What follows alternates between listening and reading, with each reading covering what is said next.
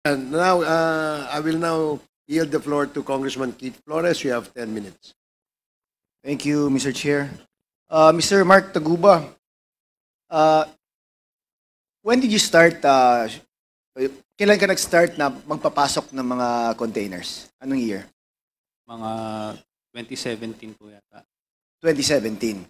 Pero yung pag-start mo sa 2017, hindi ka pa enrolled doon sa Davao Group na sinasabi mo? Hindi po. Hindi pa.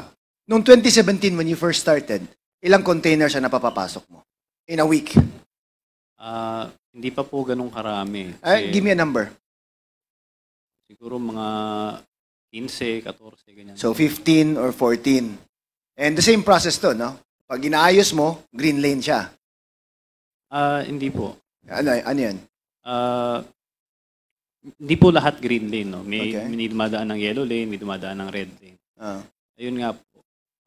At nung December nga rin po noon, taon na yon, nagka-problema nga po, nagka-red lane po ako, halos lahat ng container. Kaya po naghanap po ako ng tutulong sa akin. So, sinabi mong nagka-problema ka, feeling mo inipit ka kasi hindi ka enrolled dun sa TARA system na sinasabi mo.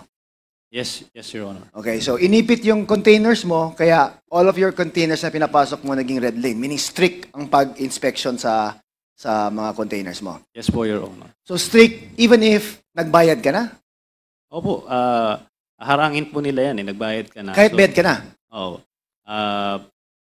Marami silang pwedeng gawin. Pwede nilang pa x-ray, pwede na naman nilang pa 100% inspection. Marami silang pwedeng gawin na pwede pang haharas. So ipitin yung containers na pinapasok mo?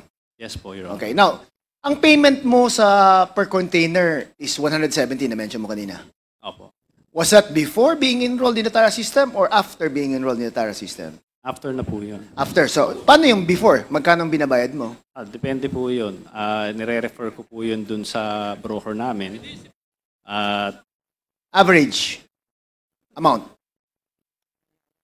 Iba-iba po pero mataas po siya. Hindi Mataas? ako nagkakamali, mga nasa 280, 300, mga ganun po. So, mas mahal yung payment mo nung before ka na-enroll sa TARA system? Yes, Your Honor.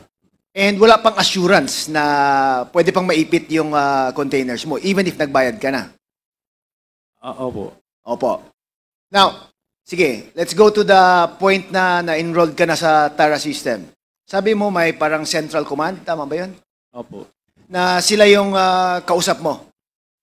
Opo, yung Davao Group po yun. Davao Group. Yung command center po, yun po, ang nag-establish po niyan sila, Commissioner File doon po nung time niya.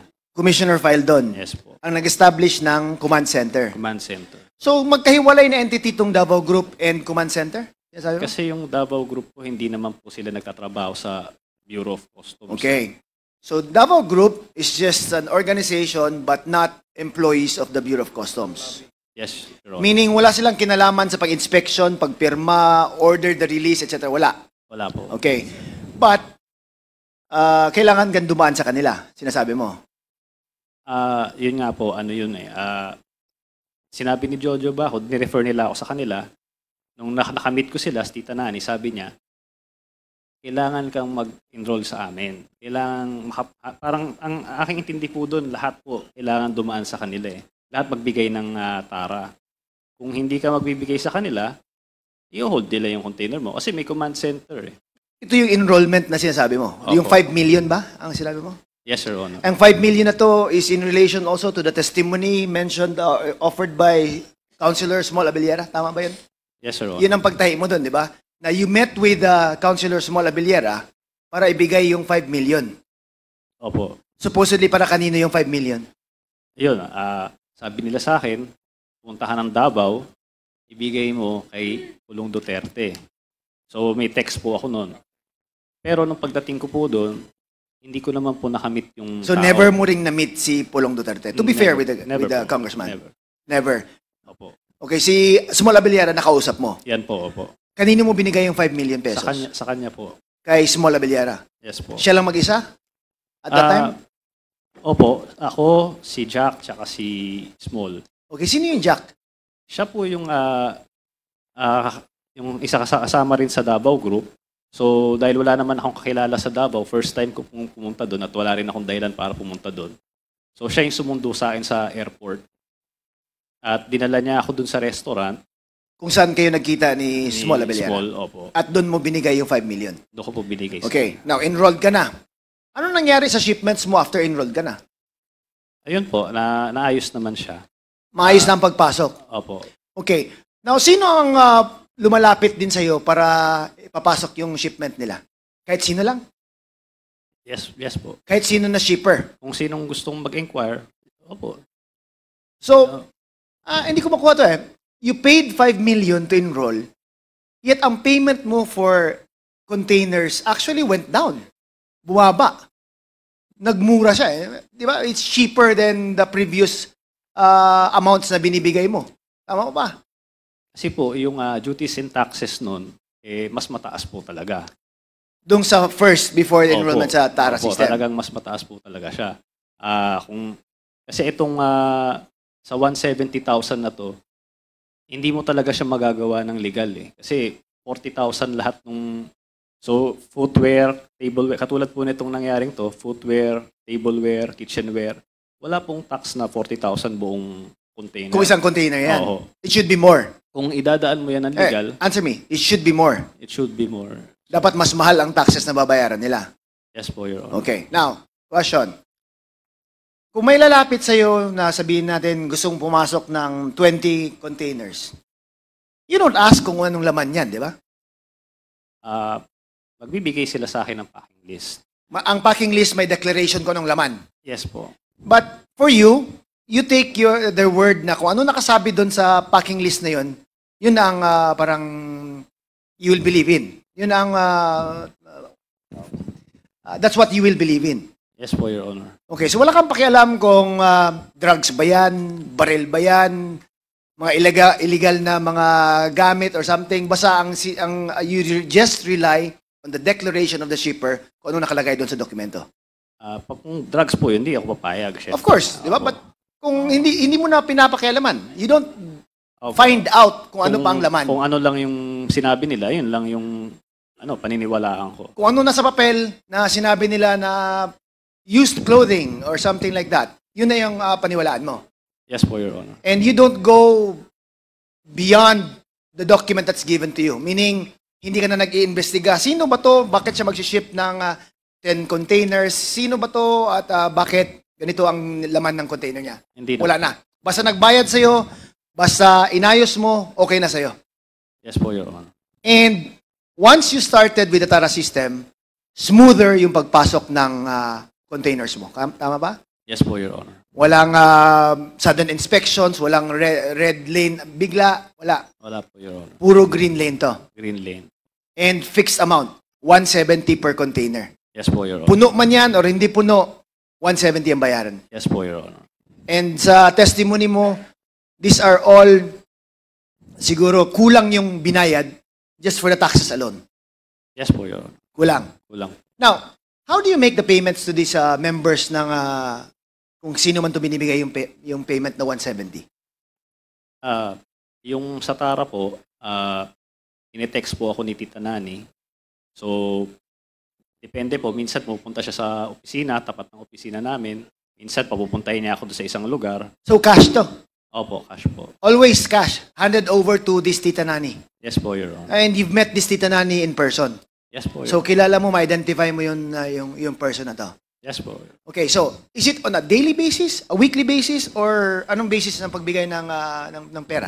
Weekly basis po ito. Weekly. Opo. So, i-total mo yung number of containers na pinapasok mo and you give the equivalent amount based on the 170,000 per container na agreement.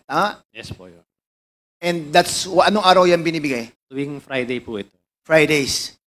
So, cash, no? Sabi mo. Cash po. Okay, now, to the Bureau of Customs. Sir, have you heard of these things going on prior to your assumption ba of your current position? Your Honor, prior to my assumption, I've not... Heard? Yes, Your Honor. Okay, but nga yun, you've heard of it? From the... Stories? Yes, Your Honor. Oh, but never na may nahuli kayo, may pinosecute kayo or anything like that? I am not aware, Your Honor. You I'll are have not to check. aware? Yes, sir. Di ba? Sa dami ng pinapasok nila, wala kayong na-prosecute man lang na, that's 100 containers a week.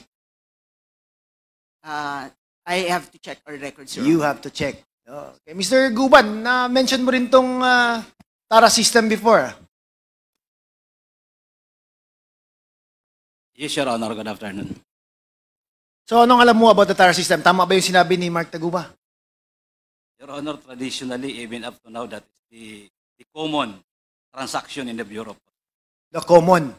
Regardless of kung sino yung commissioner. Regardless, Your Honor. Really? Yes, Your Honor.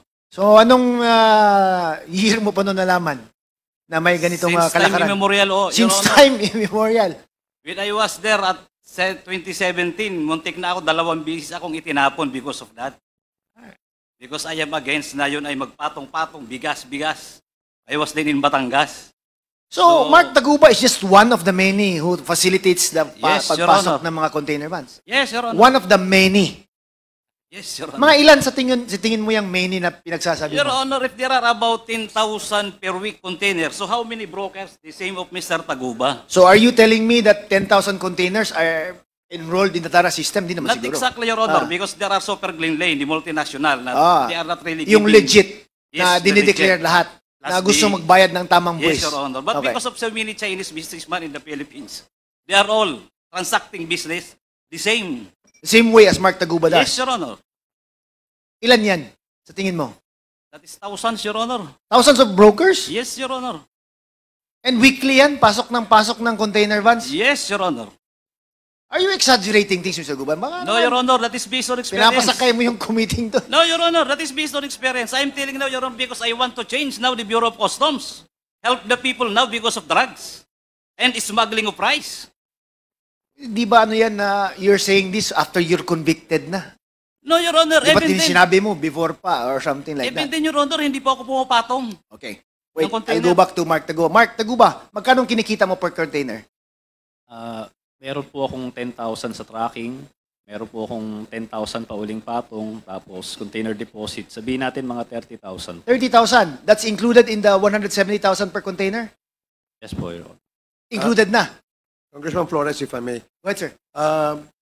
Gusto ko lang ano yun kasi para makumpleto yung Go ahead, sir. picture. Go ahead, Chair. Mark, gaya nung tanong ni Congressman Flores, so roughly kumikita ka ng 20,000 per container. Yes po, Your Honor. So, halimbawa, sa isang linggo may 100 container ka, meron kang more or less 2 milyon sa isang linggo. Hindi naman po sila palaging nagbabayad agad. So, yung iba utang. So, pero more or less mga malaking halaga rin po. So, ibig sabihin, pag container, kasi may 20-footer na container, may 40-footer na container. So, regardless of the size, basta yun ang tara. Opo. So, alam mo ba kung kanino napupunta yung magkano 170 per container? Yes po, Your Honor. Pwede mo bang ikwento sa amin ni Congressman Kit kung kanino napupunta yung 170 na yon? Kung alam mo lang, no? Kung ano yung breakdown ng 170 na yon? Sabi ko nga po, mahirap naman po magsalita ngayon dahil wala naman sa akin yung mga dokumento ko. Pero kung yan po, nasabi ko na to lahat noon Senate hearings, congressional hearings. Wala naman po nagbago, nandiyan pa rin naman po yun. So hanggang ngayon, Pwede niyong makuha yan kung ano, sa sige. Senate. So nasabi mo na yan noon. Nasabi ko na po noon to.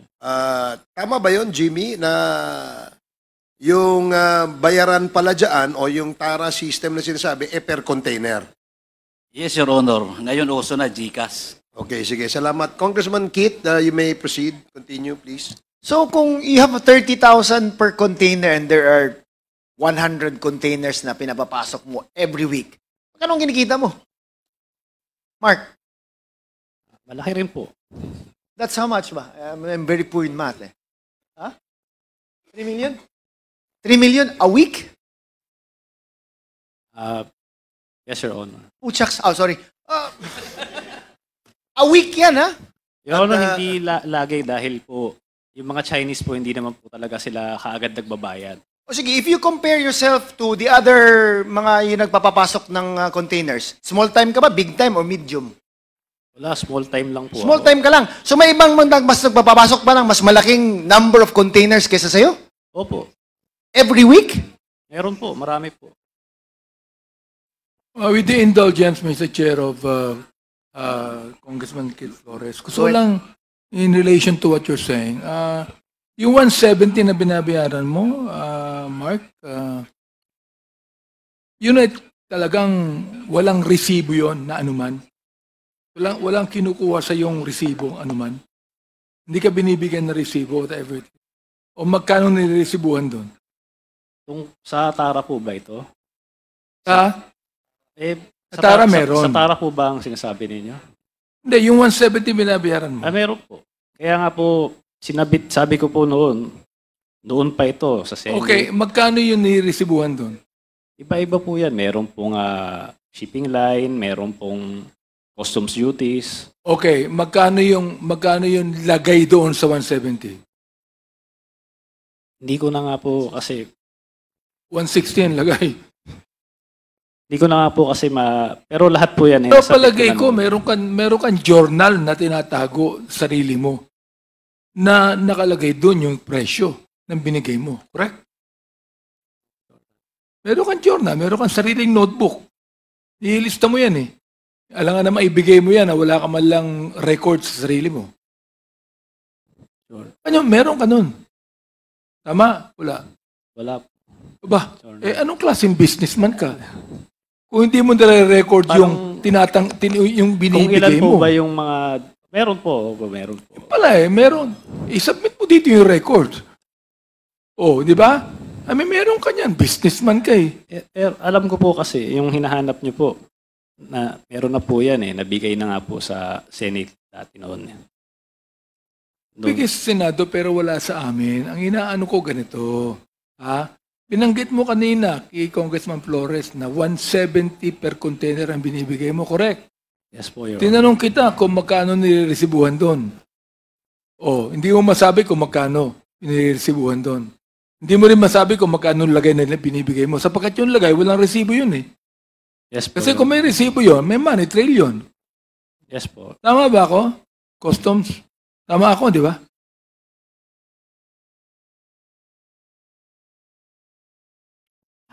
Mr. Chair, regarding the money trail, Your Honor, or Hindi. Tama ako na kung may lagay doon, walang resibo yun. Sapat kung mayroong resibo, may money trail lang makikita sa inyo. Hindi naman pwedeng resibuhan yan na resibo ng gobyerno eh. Correct? I'm sorry, Your Honor, but I have no personal knowledge of Hindi ko sinasabing may personal knowledge kang. Sinasabi ko lang kung yan nangyayari yan sa customs. Kung naman nagtatago ka pa na kung ano-ano eh. Ilan taong ka na sa customs? Your Honor, Ilan taong ka na sa customs? about 5 years, Your Honor. Wala kang alam? Your Honor, About... Yung una kong your honor. Bira, 5 years ka na dyan, may alam ka. Bira, ang inaano mo, meron kang journal na tinatago dyan. For example, like, okay, 170,000. Niresibuhan ang 100,000. Yung 70, walang resibo. Lagay yun. Di ba? Therefore, yung walang resibo 70,000, nire-record mo yan sa personal journal mo. Businessman ka eh. Sige po, Your Honor, kumahanap ko po. Mahanap mo yan. Kumahanap mo, mahanap mo yan. Maniniwala ako sa sinasabi mo kung bibigay mo sa amin dito yung personal na record ng mga lagay ng mga na binigay mo. Si Chair. Okay? Yes po, Mr. I-submit Chair. mo dito. Para maniwala kami sa'yo. O makikita namin ngayon yan. Kung yun sa drugs nga sa drugs. Yung pinapanood ko, Congressman Flores, sa Netflix yung Narcos, meron silang journal Meron silang journal, record book na nilista o kanino binigay ito. Nakalagay doon Kaya binigay, meron kanin doon. Tama? Yes po, Mr. Yun Chair. pala meron ka pala Submit mo sa amin para makita namin kung sino tumanggap. Nanguhula tayo dito. Sasabi mo, sino yung nakatanggap niyan? Manguhula tayo dito, hindi mo masabi. Bigay mo sa amin yung listahan. May listahan ka Nilaman po, Mr. Chair. Okay, please proceed. A few more Congressman, questions, Mr. Chair. Mr. Taguba, nung you were doing this business, isang consignee lang ba ang ginagamit mo? O Hindi iba-iba? po. Iba-iba po. Pero Iba-iba. So ano naman ang share ng consignee doon? may royalty fee po siya. How much naman? 1,500 1.5 lang? Per container? per container. But hindi ba siya mga problema kung siya din ang may hawak sa container na may contraband at siya nahuli? Yan po yung arrangement eh. Hindi ko po... For a fee of 1,500, yan na risk ang iti-take niya? Kasi po hindi naman din namin iniisip na yun nga po may droga o kung ano pa man doon sa container. Regular shipment lang po iniisip namin. Okay, so sige, can you give me an estimate kung ilang consignees ang ginagamit mo for your business? Ang 5, 6, 3 po. 3. Opo. Okay, now, customs. Hindi nyo ba wouldn't it be easier to track it na bakit itong 3 consignees na to, ang mga containers sila, ang binabayaran taxes is ganito lang. Mababa. And they're always shipping in containers on a weekly basis. Isn't like if you just graph it, parang hindi ba nakakano yan na but si consignee A, B, and C, almost 30 per containers per week, yet the average amount of taxes that they pay per container is mababa lang, 40,000 lang or something like that. Hindi ba yan Yes, Your Honor. We have record for that. And anong ginagawa nyo? Ba't green lane pa rin yung mga consignees na yan or something? Hindi ba yan red flag dapat? Yes, Your Honor. That should be. And my a red question flag. is, what are you doing about it? Your Honor, I'm You'll sorry. get back to me? No, Your Honor. It's handled by a different. Handled by whom? Risk Management Office. Risk Your Honor. Management Office. So they've been knowing about this and what have they done so far over the years? Your Honor, They can answer it, not you, right? no, Your Honor. Okay. There's a parameter, Your Honor. So Alright. they adjust the parameter accordingly, Your Honor. Kasi parang sa akin, it's impossible not to figure it out na itong si consignees na to, parang bakit ang mura ng taxes na binabayaran nila? Di ba? Ba't palaging may containers na pumapasok, yet always cheap lang yung taxes that they're paying? Sa akin, that's red flag already. Parang we should, I think, take a look at it. After 3 weeks siguro, tingnan nga natin to on the 4th week kung ano ba talaga yung mga laman ng container sila. Bakit 40,000 lang binabayaran per container? And that's in just 3 weeks. We've been here for years and walang nangyayaring ganun. Ano bang nangyayari dyan sa customs, Attorney Buko? As I've mentioned, Your Honor, there is a group who is in charge of that, Your Honor. All right. Thank you. Thank you, Mr. Chair.